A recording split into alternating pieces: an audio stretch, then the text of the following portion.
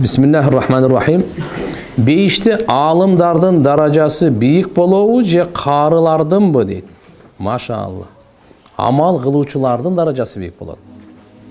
Алым болобу, кары болобу деп. Өзү мындай да.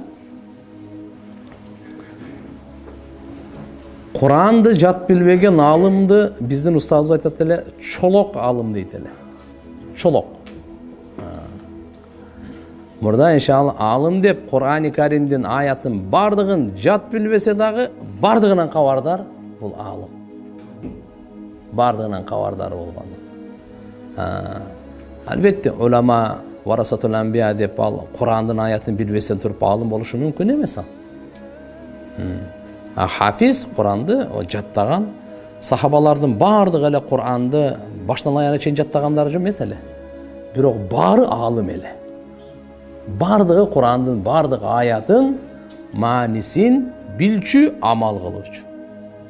Албетте уламаларга өзүнчө себеп дегенде карылар, алымдардын, пайгамбарлардын мураскорлору деп айтылган эмес.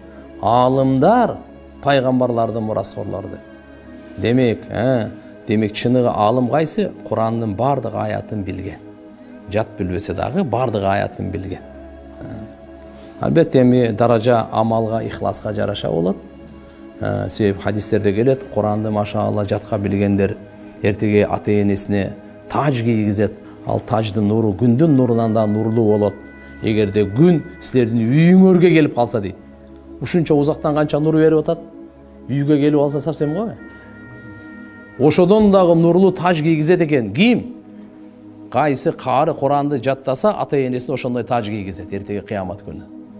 Ошон үчүн таж кийгизебизби иншалла барыбыз? Аракет кылышыбыз керек, алхамдулилlah.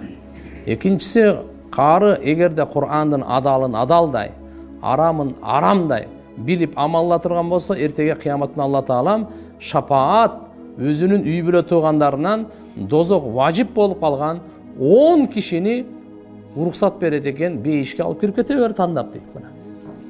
Мына деп анан ал тандап алып кирип кетет экен.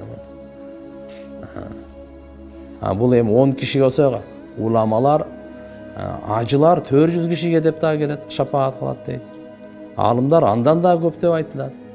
Буга карай турган болсок, алымдардын даражасы жогору окшойт да.